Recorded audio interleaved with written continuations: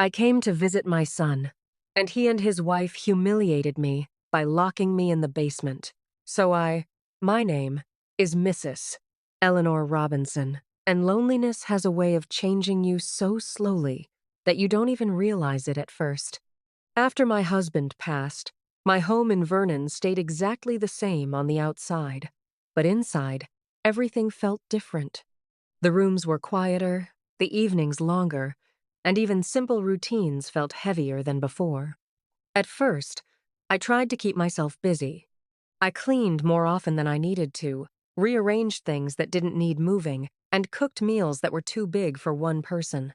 I would sometimes leave the television on just to fill the silence, even when I wasn't watching it. The only thing that truly broke that silence was my son, Michael. He used to call me every Sunday without fail. Those calls were never long or complicated, but they meant everything to me. He would ask about my garden, laugh about small things, and remind me that I still mattered. But after he moved to Vancouver and married Claire, those calls began to fade. First shorter, then less frequent, and eventually they stopped altogether. I told myself it was normal. Life changes. People grow busy. Still, something didn't feel right. One morning, I decided I had waited long enough. I packed a suitcase carefully, added jars of homemade jam, fresh cookies, and an old photo album filled with memories. I didn't tell him I was coming. I wanted to surprise him. I thought it would bring us closer again. The journey to Vancouver felt longer than usual, even though I had taken it before. I sat by the window, watching the road stretch ahead, holding my purse tightly in my lap. Inside it was the photo album I had packed for Michael. The night before, I had gone through every page slowly. Each picture held a moment I didn't want to forget. Michael as a baby, wrapped in a soft blanket. Michael running barefoot in the yard, laughing, without worry. Michael standing beside his father, proud and smiling. Those memories felt strong and real, stronger than the quiet life I had been living. As the bus entered the city, everything changed. Vancouver felt fast, crowded, and distant. People moved quickly, and no one seemed to notice anyone else. It made me feel small, like I didn't quite belong. Still, I stood in front of Michael's house and told myself everything would be fine. The house was large and modern, with clean lines and shining windows. It looked perfect from the outside, but something about it felt off. Too quiet, too still. I pushed the feeling aside and knocked on the door. Seconds passed. Then the door opened. Michael stood. There. "Mom?" he said. His voice carried surprise but not warmth, and in that moment, a small feeling of unease began to settle inside me. "I missed you," I said, stepping forward slightly, expecting him to hug me like he used to. But he didn't move. Instead, he stepped aside and said, "You should have called." The words were simple, but they felt distant, like they carried something unspoken behind them. I walked inside slowly, taking in the house. Everything was spotless, perfectly arranged, almost untouched. It didn't feel like a place where people lived comfortably. It felt controlled, like everything had to stay exactly where it was. Claire stood near the kitchen. "Oh," she said. "You're here." Her smile appeared quickly, but it didn't last. I handed her the jars of jam. "I made these. Michael used to love them." She took them and placed them on the counter without even looking at them. "Thanks," she said. Michael checked his phone. No one asked how my trip was. No one asked how I had been. Dinner that evening was quiet and uncomfortable. I tried to bring some warmth into the room by sharing stories from Vernon, talking about neighbors, and even showing a picture from the album. But nothing changed. Claire watched me closely the entire time. Not kindly, not unkindly, just carefully, like she was studying me. And slowly, the unease inside me grew stronger. After dinner, Claire suddenly shifted her tone, becoming more welcoming than she had been all evening. "Why don't we set you up downstairs?" she said. It'll be more private, and you'll be comfortable. Her voice sounded smooth, but something about it felt unnatural. Still, I nodded. That would be nice. Michael stood quickly. I'll show you. I followed him down a narrow staircase. With each step, the air became colder, and the warmth of the house above seemed to fade. I expected a guest room at the bottom, a bed, a lamp, something inviting. Instead, I found a bare space, an old couch, a small table, a single dim light. I paused, confused. This is where I'll stay? I asked gently.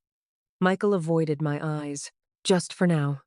Before I could say anything else, the door slammed shut behind me. Then came the sound that changed everything. Click. Locked. I turned quickly. Michael? No answer. I walked to the door and tried the handle. It wouldn't move. And in that moment, a realization settled over me, slow but certain. This wasn't sudden. This wasn't a mistake. This was planned. At first, I tried to stay calm. I told myself there had to be some kind of misunderstanding. Michael? I called, knocking gently on the door. Claire? No answer came. I knocked again, harder this time. Still nothing. The silence was heavy, pressing in on me from every side. It didn't feel empty, it felt controlled, like it had been decided long before I arrived. I turned slowly and looked around the basement again, this time paying closer attention. That's when I noticed the shelves. They weren't dusty or forgotten. They were organized. Boxes were labeled and stacked neatly. This wasn't storage. This was something else. I walked toward one of the boxes and opened it. Inside were documents, folders, files. Everything arranged carefully. Then I saw my name. My breath caught. I picked up the papers and read quickly. My house, my signature, transfer forms, all completed, all false. My hands began to shake, but my thoughts became clearer with every second. This wasn't a mistake. This wasn't confusion. I hadn't come here to visit. I had been brought here. I forced myself to sit down and breathe. Slowly, even though my heart was beating hard against my chest, panic would only make things worse. What I needed now was to think clearly. I spread the papers out on the couch beside me and began to study them more carefully. The signatures looked like mine at first glance, but the longer I stared at them, the more I saw the differences. The strokes were slightly uneven, some letters too sharp, others too smooth. It looked like someone had practiced copying my signature again and again until it was almost right. That meant this had taken time, effort, planning. I turned another page and froze. Another name. Not mine. Another property. The same type of transfer document. The same kind of signature. I flipped through more pages. Faster now. More names, more homes, more forged signatures. My breathing slowed, but not from calm, from realization. This wasn't just about me. I wasn't the only one. I was part of something much bigger, something organized, something deliberate. And suddenly, the basement didn't feel like a place I had just been put into. It felt like a place that had been used before. That thought stayed with me, heavy and impossible to ignore. Used before. I stood up slowly, my eyes moving across the walls, the floor, the shelves, everything. At first, nothing stood out. Then, I noticed it. Marks on the wall. Faint. Scratched into the surface. I stepped closer, my heart tightening. They weren't random marks. They were lines, grouped together. Short, repeated, deliberate, like someone had been counting days. A cold feeling moved through me. Someone had been here long enough to count time. I reached out and touched the marks lightly. They were real, not old enough to be forgotten, not new enough to be mine. Which meant I wasn't the first person to be kept here. And maybe I wasn't meant to leave quickly either. That thought changed everything. This wasn't just about money anymore. This was about control. And control meant they were willing to go further than I had first imagined. I stepped back from the wall, my mind racing as the pieces began to connect. The organized files, the forged documents, the hidden nature of the basement, and now, the marks. This was not random. This was a system. I turned back, toward the shelves, and began searching more carefully, moving boxes aside and checking behind them. That's when I found it. A small object tucked behind a stack of folders. I picked it up slowly. It was light, smooth, and unmistakable. A camera. My stomach dropped. I turned it slightly in my hand and saw the tiny lens, and then a faint, blinking light. It was active. They weren't just locking me in here. They were watching me. Every movement, every reaction, every moment. I placed it back exactly where I found it, my hands steady even though my thoughts were not. This basement wasn't just a place to hold someone. It was a place to break them. I sat back down on the couch, forcing my breathing to slow again. If they were watching me, then everything I did mattered. Every movement, every expression, every reaction. I lowered my head slightly, letting my shoulders slump as if I was tired and confused. That's what they expected. That's what they wanted to see. But inside, everything had changed. I wasn't guessing anymore. I understood. And that gave me something I didn't have before. Control. If they believed I was weak, they would relax. If they relaxed, they would make mistakes. And mistakes meant opportunity. I leaned back slightly, closing my eyes for a moment, pretending to give in. But I wasn't giving in. I was waiting, watching, planning. Because now I knew this wasn't just about surviving. This was about getting out and stopping them. The sound of the lock turning pulled me out of my thoughts. I didn't move right away. I let a few seconds pass before slowly lifting my head. The door opened, and Claire stood there, watching me closely. Not casually, carefully. "How are you feeling?" she asked. Her voice sounded calm, but there was something underneath it, expectation. I lowered my eyes slightly. "I don't understand why you're doing this," I said softly. "You don't need to understand," she replied. "You just need to cooperate." I nodded slowly, letting my hands rest in my lap. "I'm tired," I said quietly. She studied me for a moment longer, as if trying to decide whether she believed me. "Come upstairs," she said finally. "Don't make this harder than it needs to be." I stood carefully, moving slower than I normally would. Weak. That's what she needed to see. And for now, I was willing to let her believe it. Upstairs, everything felt different now that I understood what was happening. Every glance, every movement, every silence, it all meant something. Claire placed the document in front of me again. "Sign it," she said. Her tone was calm, but tighter than before. Michael stood nearby, watching. He looked uneasy, more than he had before. "Mom, just sign it," he said quietly. I looked up at him. "Did you plan this?" I asked. He hesitated.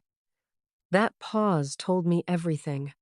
I lowered my gaze again, picking up the pen slowly, letting my hand shake slightly, giving them exactly what they expected. Time passed quietly. Then I signed. But I didn't sign it properly. Not fully. Not correctly. Just enough to look real at a quick glance. Just enough to make them believe they had won. Claire grabbed the paper quickly, scanning it. Relief spread across her face almost instantly.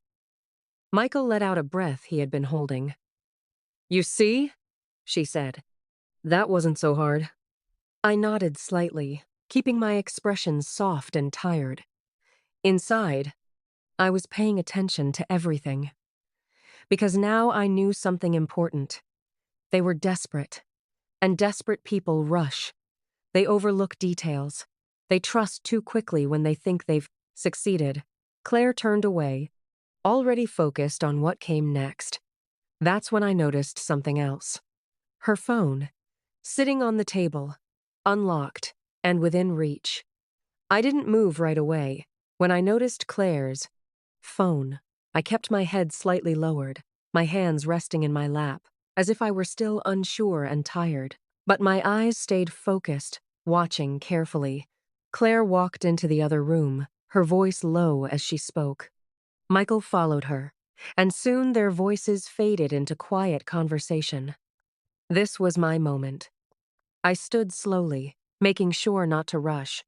Every movement had to look natural. I reached for the phone. Unlocked. Messages open. My heart began to pound. But my hands stayed steady. I scrolled quickly. Names, numbers, transactions. Then, photos, documents, properties, more victims. It was all there. Clear, organized, real. I took out my own phone and began snapping pictures as fast as I could. Every second mattered. Every detail mattered. I didn't try to read everything. I didn't have time. I just captured it, proof, enough to show what they had done. I placed her phone back exactly where it had been, in the same position, at the same angle. Then I sat down again, lowering my head just as before. By the time they returned, I looked exactly the same, but everything had changed, because now I had something they didn't know about. Evidence. They sent me back to the basement again that night, but the feeling was completely different now. The space no longer felt like a place of fear. It felt like a place where I had gained something they didn't expect. Understanding. I sat on the couch, holding my phone tightly, thinking through everything I had seen. The files, the names, the messages, it all connected. This wasn't just a small plan. This was organized, carefully built, and it had likely been happening for a long time. I looked toward the shelves again, then toward the wall with the faint marks. Someone else had been here. Maybe more than one person. That thought stayed with me, not just as fear, but as purpose. If I walked away quietly, this would continue. More people would lose their homes, their safety, their trust. I couldn't let that happen. I stood up and moved toward the stairs, raising my phone again. Nothing. Then, one bar, weak, unstable, but enough. I didn't hesitate. I sent everything. Photos, messages, notes. All of it. The signal dropped. Almost instantly. I stared at the screen. No confirmation. No reply. But I had done it. And now I just had to wait. Morning came slowly. But something felt different the moment I woke up. I sat up on the couch, listening carefully. The house above me wasn't quiet anymore. There was movement, fast, uneven. Voices. Low at first, then sharper. Claire's voice came through clearly, tense, controlled but barely. Michael responded, his tone uncertain. They were arguing, not loudly, but urgently. That alone told me something had changed. I stood up and moved closer to the stairs, listening carefully. Then a knock, firm, clear, not casual, not expected. I froze. The knock came again, louder this time, more demanding. My breathing slowed. Not from fear, from certainty. The message had gone through. The basement door opened suddenly. Michael stood there, his face pale, his expression tense. "There are people here," he said quickly. I stood up slowly, brushing my hands against my dress as if nothing was wrong. "I know," I replied. He stared at me, confused, uneasy. "How do you—" He stopped himself. "Because something about my—" Calm had already answered that question. I didn't wait for him. I walked past him and toward the stairs, and for the first time since I had arrived in that house, I wasn't following anyone. I was choosing where to go. That alone changed everything. When I stepped into the living room, I saw them immediately. 3 officers stood near the door. Behind them, Mrs. Patel. And beside her, a man in a dark suit holding a folder. That detail mattered. This wasn't just a quick visit. This was already serious. Claire stood near the kitchen, her posture stiff, her expression carefully controlled. Michael stayed behind me, silent. One of the officers stepped forward. "We received a report," he said. I nodded. "I made it," I replied. Claire quickly stepped in. "She's confused." "No," I said firmly. "I'm not." The room went completely still. And in that moment, everything shifted. The officer turned toward me. "Can you explain what's going on?" he asked. I nodded, and I did. I spoke clearly and calmly, leaving nothing out. The basement, the locked door, the documents, the forged signatures, the list of names. Then I added one more detail. "There's a camera," I said. The officer's expression changed immediately. "A camera?" he asked. I nodded. "Hidden in the basement. It's active." Claire tried to speak again, but her voice lacked confidence now. "This is being misunderstood." "It won't be," the officer said calmly. Then he looked back at me. "Show us everything." I turned toward the stairs, and for the first time, that basement didn't feel like a prison. It felt like proof. I led the officers down the stairs slowly, aware that every step mattered now. This basement, which had felt like a place of fear not long ago, now felt like something entirely different. It was no longer a space meant to hide the truth. It was the truth. The officers moved carefully once we reached the bottom. One of them began opening the boxes, while another examined the shelves and the documents laid out inside them. They worked quietly, but with focus. Professional. Thorough. "This is organized," one of them said after a moment. Another officer picked up one of the folders and flipped through it.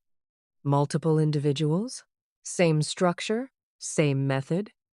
Then one of them found the device. "The camera," he said. He held it up slightly. "It's active." The man in the suit stepped forward, his attention sharp now. He looked at the documents, then at the camera, then back at me. "This is larger than it first appears," he said. I nodded. "I know," I replied quietly, because I had seen enough to understand that this wasn't just about me anymore. This was something much bigger. And now, it was no longer hidden. Back upstairs, the atmosphere had completely changed. Claire's calm was gone. The controlled tone she had used before had disappeared, replaced with something sharper and more desperate. "This is not what it looks like," she said quickly. "It's exactly what it looks like," one of the officers replied. Michael stood still, near the wall, his arms hanging at his sides. He hadn't spoken since we came upstairs. That silence became heavier with each passing second. The officer turned toward him. "Sir, do you want to explain your involvement?" Michael swallowed, his eyes shifting briefly toward Claire before looking down at the floor. For a moment, I thought he might stay silent, but then he spoke. "It wasn't supposed to go this far," he said. The room went completely still. That one sentence said more than anything else could have. Claire turned toward him sharply, her voice rising. "Stop talking!" But it was too late, Michael continued, his voice unsteady but clear enough. "It started small," he said. "Just one situation." He rubbed his hands together nervously. No one noticed. Nothing happened. The officer stepped closer. "And then?" Michael closed his eyes briefly, as if trying to gather himself. "Then it kept working," he said. "So we kept going." Claire didn't interrupt again. She didn't argue, because now there was nothing left to deny. The truth was already out. And it wasn't just mine anymore. They were separated immediately after that, Claire protested, her voice louder now, her composure completely gone. The calm, controlled version of her had disappeared entirely. Michael didn't resist. He moved quietly when the officers directed him, his shoulders slightly lowered, his expression distant. As they passed by me, he stopped for a moment. "Mom," he said. I looked at him, not with anger, not with sadness, just with clarity. "You had a choice," I said calmly. He lowered his eyes, and then he kept walking. That was the last moment we shared in that house. I returned to Vernon later that same day with Mrs. Patel. The drive was quiet, but it didn't feel heavy the way I expected it might. Instead, there was a strange sense of calm settling in. When I stepped into my home, I paused just inside the doorway. Everything looked the same. The furniture, the walls, the quiet. But I wasn't the same. The silence didn't feel empty anymore. It felt peaceful, because now, it wasn't filled with uncertainty. It wasn't filled with waiting. It was filled with understanding. And that made all the difference. In the weeks that followed, I worked closely with the authorities. I gave my full statement, going over every detail carefully, the documents I had found, the messages I had captured, and everything I had experienced became part of a larger case, and it grew quickly. More names from the list were contacted, more people came forward, more stories were uncovered. What had been hidden quietly for so long was now completely exposed. Charges were filed, serious ones, fraud, forgery, unlawful confinement, and more. This was no longer just about what had happened to me. It was about stopping something that had been happening to many others, and that mattered. I came to visit my son, hoping to feel loved again. Instead, I uncovered something I never expected. Not just betrayal, but truth. They believed I was weak because I was alone. They believed I would stay quiet. They believed I would accept whatever they did. They were wrong. Because strength does not come from having people around you. It comes from knowing when to stand up. They locked me in a basement. But they also gave me something they never expected, a chance to expose everything. And when that door finally opened, I did not walk out as a victim. I walked out as the reason their entire plan came to an end. And this time, justice didn't stop with me. It reached everyone. They tried to silence. I used to believe that losing someone you love was the hardest thing life could give you. I was wrong. The hardest thing is realizing that someone you trusted has changed into someone you no longer. Recognize and accepting that truth without turning away from it.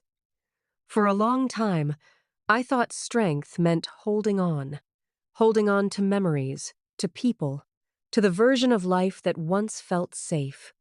But now I understand that real strength is knowing when to let go, when to stop making excuses for what is clearly in front of you. What happened to me did not break me. It revealed me. It showed me that even in silence, I still had a voice. Even in isolation, I still had clarity. And even when I stood alone, I was not powerless. There is a difference between being alone and being weak. I am not weak. I am someone who saw the truth, faced it, and chose not to look away. And that choice changed everything. Because, in the end, they didn't lose control because I fought loudly. They lost because I refused to stay quiet. And sometimes that is the most powerful thing a person can do.